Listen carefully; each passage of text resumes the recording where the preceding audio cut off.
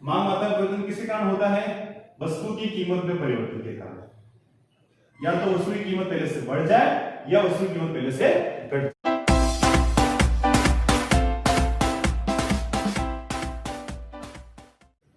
Hello, आपके अपने study economics गुरुजी में एक बार फिर से स्वागत है। मांग की अवधारणा जो हम चैप्टर पढ़ रहे हैं उसमें आगे बढ़ते आप समझेंगे कि मांग मात्रा में परिवर्तन एवं मांग में परिवर्तन क्या है, और जानेंगे कि मांग मात्रा में परिवर्तन के कौन से भाग हैं, इसको डिटेल में कैसे समझ सकते हैं, और मांग में परिवर्तन के और कितने भागों हम बांट कर इसका अध्ययन करते हैं। ठीक है, शुरू करते हैं, बढ़ते आगे।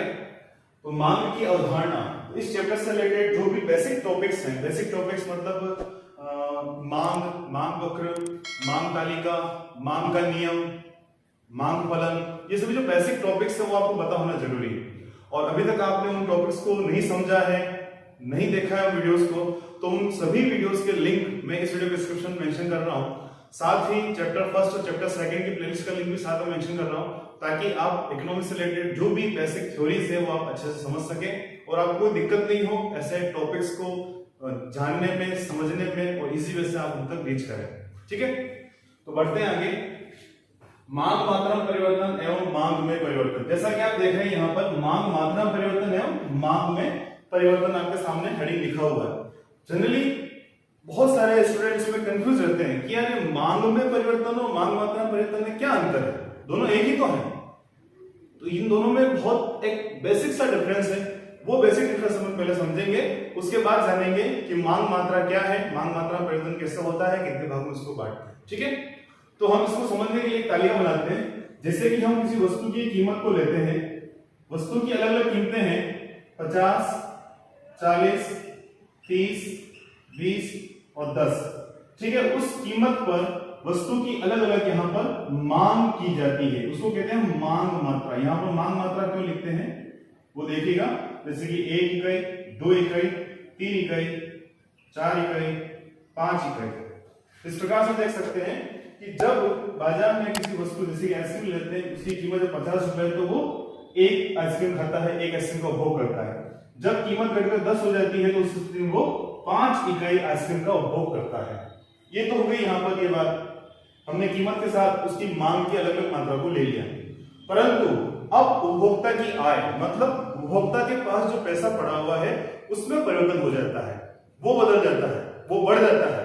तो क्या करेगा, 50 रुपए कीमत पर अब उपभोक्ता क्या करेगा, यहां पर 2 आइसक्रीम की मांग करेगा, 40 रुपए पर 4 आइसक्रीम की मांग करेगा, 30 रुपए पर 6 की मांग करेगा, 20 रुपए पर 8 की मांग करेगा।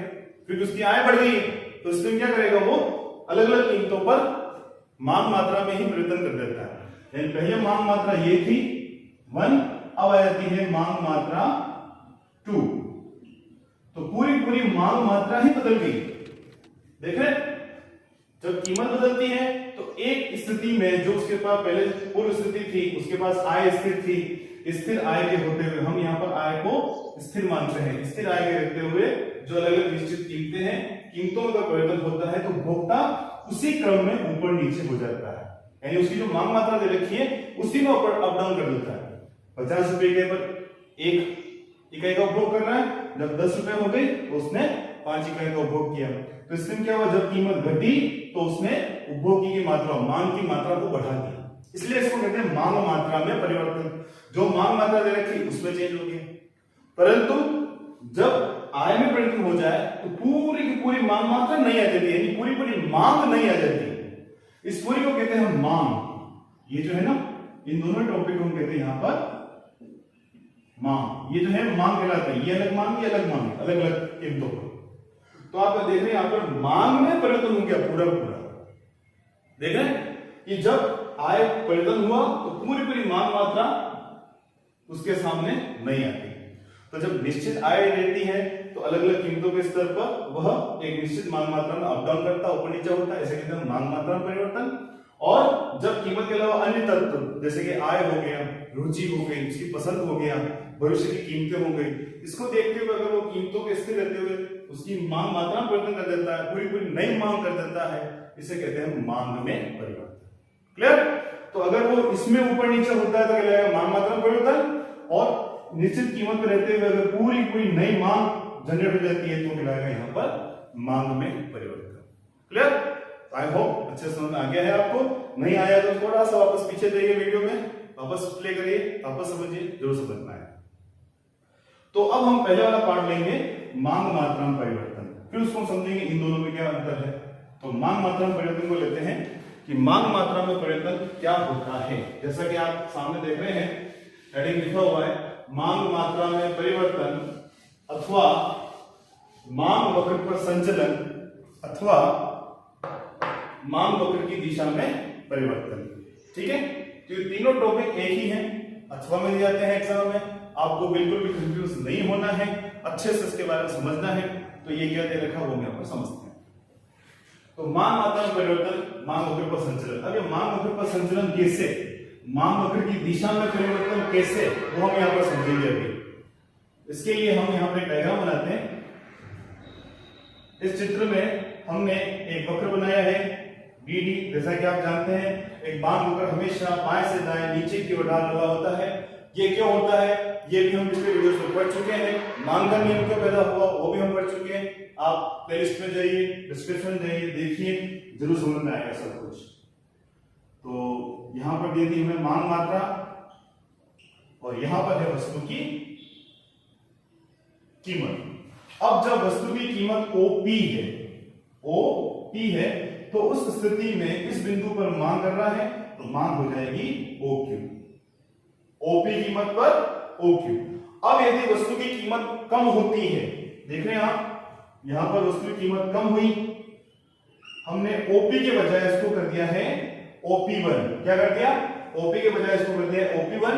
तो इस स्थिति में मांग आप देख रहे हैं, मांग मात्रा जो यहां पर पहले से बढ़ गई। पहले मांग मात्रा इतनी थी, अब मांग मात्रा हो गई यहां पर OQ1। तो आप देख रहे हैं उपभोक्ता ऊपर वाले बिंदु से नीचे वाले बिंदु की तरफ यहां पर गमन कर रहा है। ठीक है, तो इसे हम क्या कहेंगे, मांग में विस्तार। इसको क्या कहेंगे हम, मांग में विस्तार। यानी जब कीमत कम होती है तो उस स्थिति में उपभोक्ता उसी मांग वक्र पर नीचे की तरफ आ जाता है, मांग मात्रा पहले से बढ़ा देता है। इस स्थिति को कहते हैं हम मांग में विस्तार। क्लियर?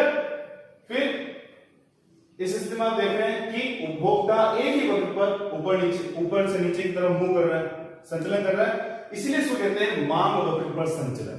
यानी जो मांग वक्र दे रखा है उसी मांग वक्र पर वो गमन कर रहा है। ठीक है, यानी जब कीमत ज्यादा थी, जब कीमत कम हुई तो उसने मांग मात्रा को बढ़ाया, एक ही वक्र पर ऊपर से नीचे की तरफ आ गया, ये कहलाता है मांग में विस्तार, मांग वक्र पर संचलन। अब ये तो भाई नीचे की तरफ गया, अब ऊपर की तरफ भी तो हो सकता है, यह स्थिति भी आ सकती है। इसको समझने के लिए हम यहां पर एक चित्र और बनाते हैं।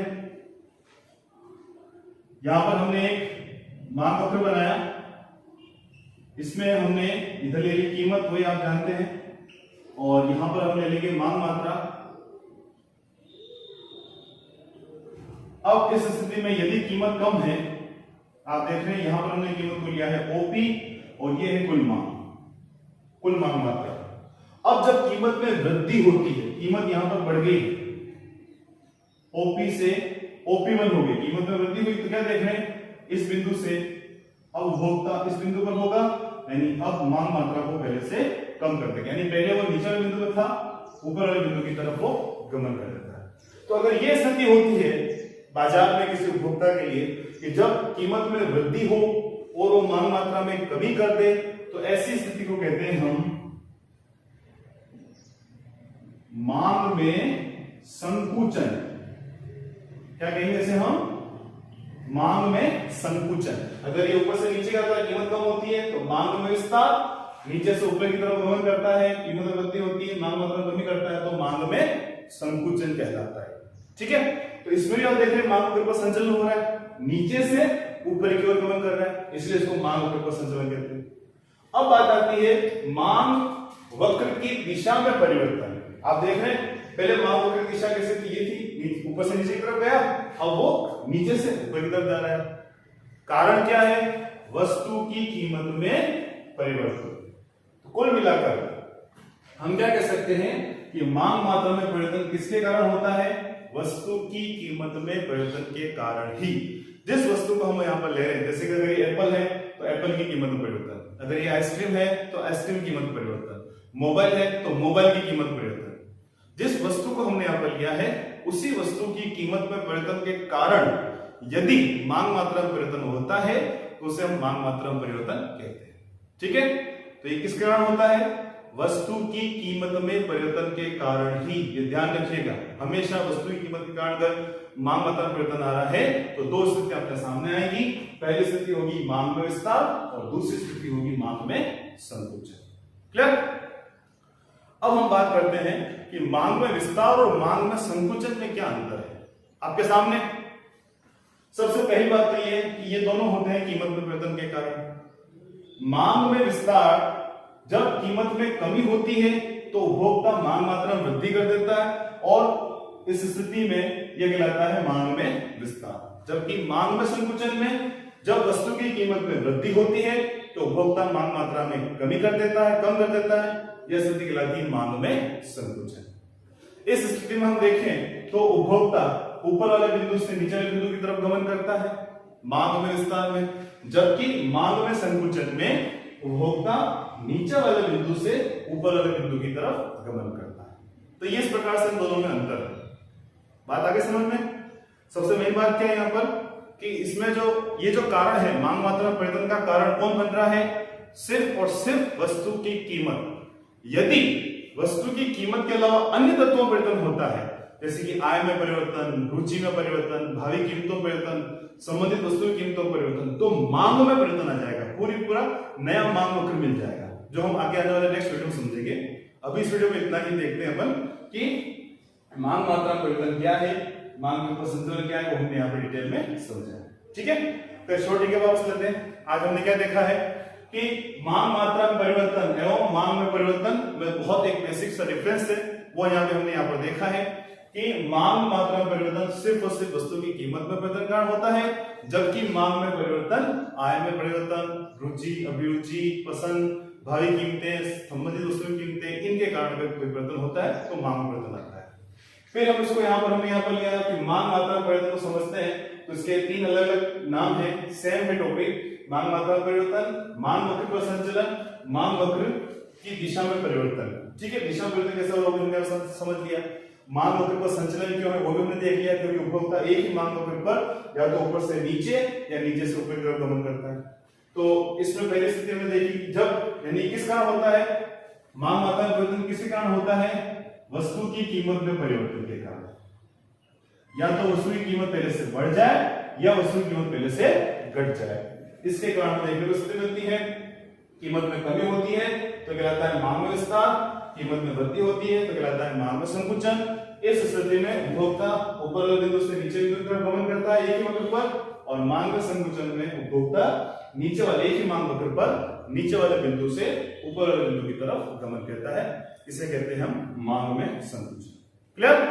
तो आई होप ये जो टॉपिक है बहुत इंपॉर्टेंट टॉपिक है, जनरली एग्जाम में पूछा जाता है, तो आपको बिल्कुल कंफ्यूज नहीं होना है। अच्छे से डायग्राम बनाने हैं, अच्छे से डायग्राम की प्रैक्टिस करनी है, और आई होप आपको पूरा समझ में आ गया है।